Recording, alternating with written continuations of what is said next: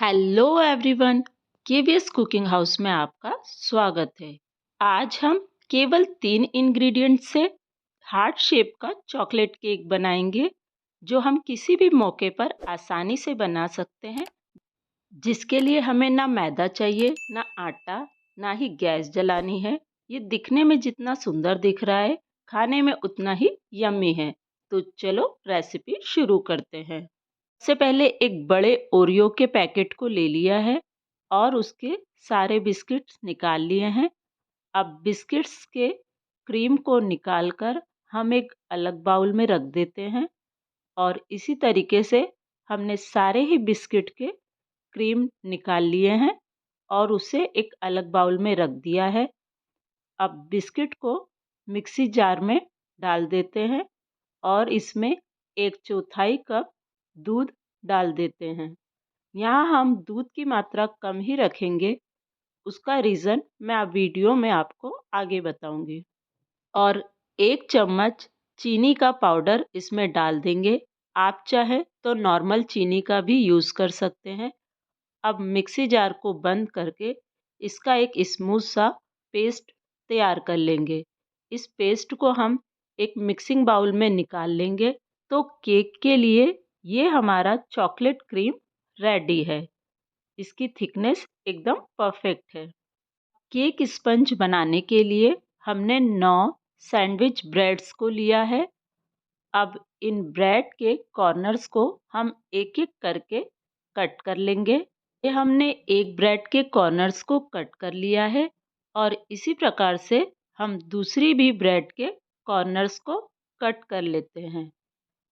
तो यहाँ हमारी सारी ही ब्रेड्स के अब कॉर्नर्स कट करके रेडी है। अब हम ब्रेड्स को एक प्लेट में कुछ इस प्रकार से अरेंज कर देते हैं। अब किसी ग्लास या कटोरी को हम ब्रेड के ऊपर रखकर देखते हैं कि क्या अच्छा सा हार्ट शेप बन रहा है। परफेक्ट हार्ट शेप बनने पर हम इसे चाकू से इसके कॉर्नर्स पर निशान लगा लेते हैं। अब ब्रेड पर जो हमने निशान लगाया है उसे चाकू से हल्के हाथों से कट कर लेते हैं।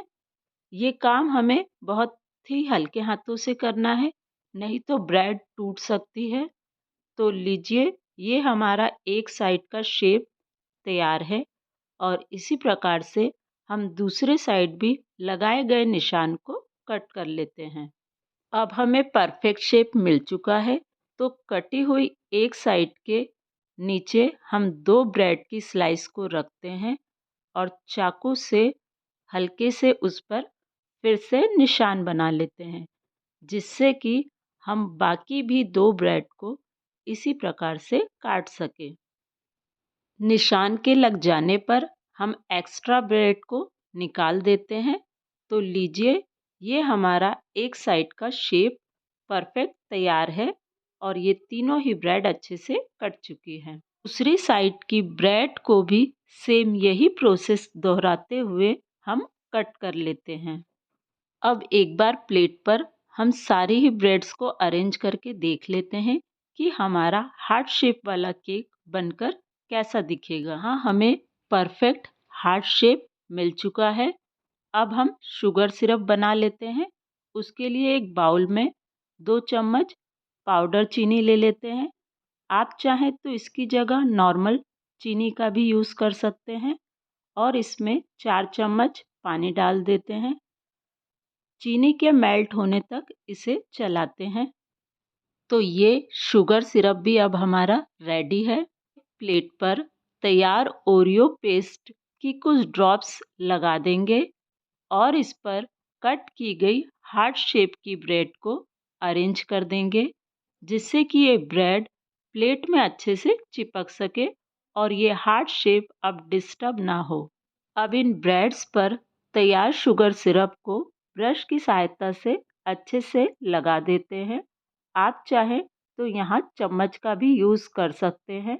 पर ब्रेड को शुगर सिरप से अच्छे से सोक करना है, जिससे कि हमारा स्पंज अच्छी तरीके से मीठा हो जाए। अब तैयार ओरियो के पेस्ट को थोड़ा थोड़ा डालकर उसे अच्छे से फैला देते हैं।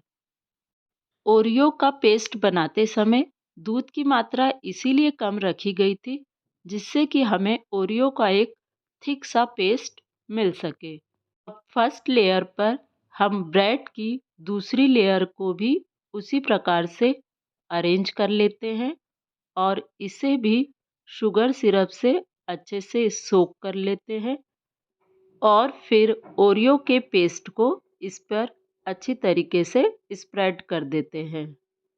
यही प्रोसेस दोहराते हुए हम केक की तीसरी लेयर को भी अरेंज कर लेते हैं, शुगर सिरप से सोक कर लेते हैं और ओरियो के पेस्ट को इस पर लगा देते हैं।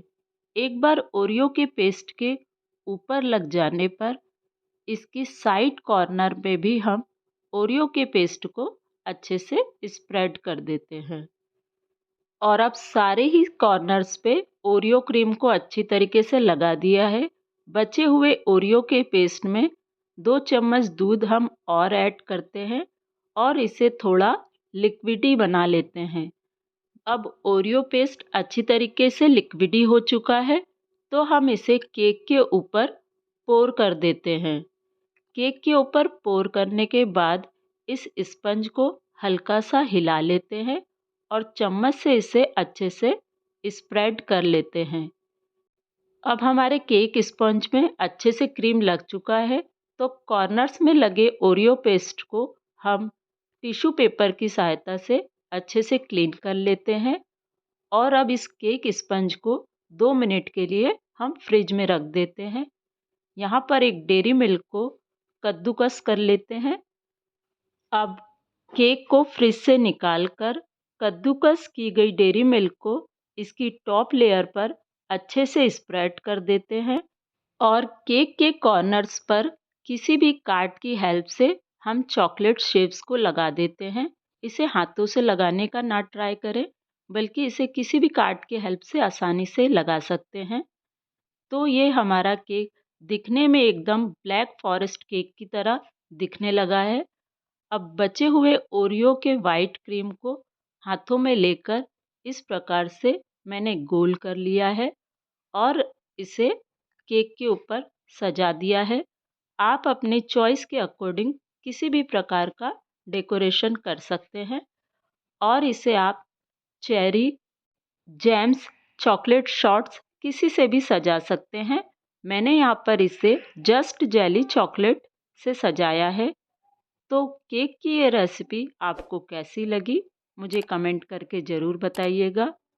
फ्रेंड्स, भले ही ये केक ब्रेड से बना है लेकिन इसका टेस्ट बहुत ही लाजवाब है।